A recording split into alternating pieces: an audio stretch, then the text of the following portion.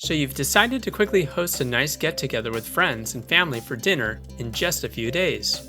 You quickly get your menu together, go shopping for groceries, pick up a nice wine, and run home to get started. You're making great progress prepping the veggies and your initial dishes, while time quickly ebbs away getting closer to when your guests arrive. Your soup is practically all done when all of a sudden, Drew Harrymore, what have you done? Yes, your feline friend just gobbled down your main entree. You're starting to panic as the sun quickly begins to set. You could try to go back to the store to whip up a new main dish, but you know as well as I do. Ain't nobody got time for that. Well said. Thankfully, I have the perfect rescue recipe that is both elegant and simple, so you can get everything else ready and host that perfect get-together.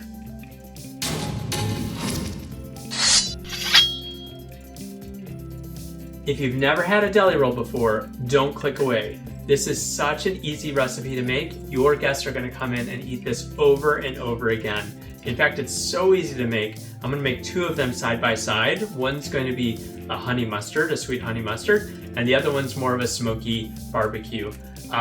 You can just make one, it's fine, but you'll see it is so very easy to make. Before we start, don't forget again to click down here to subscribe, and let's go check it out. Okay, let's start with our ingredients. You'll only need 5 to get the job done. 2 pastry dough sheets. By the way, it's ideal to have them sit and thaw out for a couple of hours if you have the time.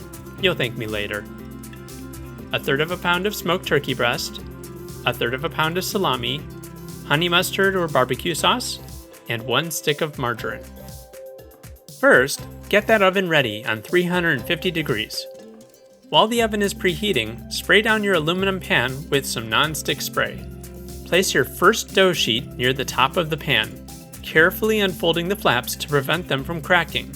This is where having it sit out for a little while helps. Next, lay out your smoked turkey in an overlay pattern, making sure you leave some room near the edges of the dough. It's important to have a little bit of space to prevent the meat from sticking out. They become chewy and sharp, and you want your guests to enjoy eating the dish, not sword fighting with it. Great! Next, lay down your second dough sheet directly on top of the first meat layer. Okay, bring on the salami. Similar to the turkey, place the salami in an overlay pattern, again making sure you leave a little bit of room around the edges of the pastry dough. Do you know what else can give you a slice of happiness? Our sponsor for today's video. It's... Yes, you can feel the anticipation building. No one! Feel free to add a tip to the PayPal tip jar to support quality content.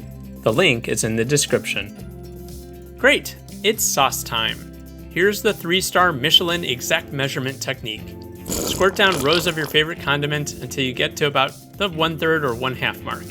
This really is not an exact science, but I found if you do too little, your deli roll will dry out in the middle, and if you do a little bit too much, you're going to cause a spillover which will affect the outer crust. So no pressure. One quick tip. As you see, I definitely recommend using a thicker, more potent sauce, as I found that both heavy mayo-based or looser sauces leak out when you bake them, and they really don't give you that optimal flavor punch in the middle of the roll. Excellent! On to the fun part. Use your thumbs to start to roll the pastry, making sure to hold onto the dough as you're carefully rolling. Don't push too hard as you roll this, because this is going to prevent your dough from rising nicely, and also becoming flaky. And of course you're going to be smushing sauce all over the place. Nice! Okay, now grab a microwave-safe mug and toss your margarine into the microwave for 30 seconds. You want your margarine to just be at the point of fully melted and not a bubbling cauldron. Take your mug and drizzle out an even layer across the top of the pastry dough. It's okay if it's not perfect, just try to blanket the margarine over it as much as you can. Okay, toss your deli roll into the oven uncovered, and we're going to bake it for exactly 1 hour. You'll notice that I overstuffed this second deli roll, and we'll be sword fighting later. After the hour, your deli roll should have a really nice golden brown color.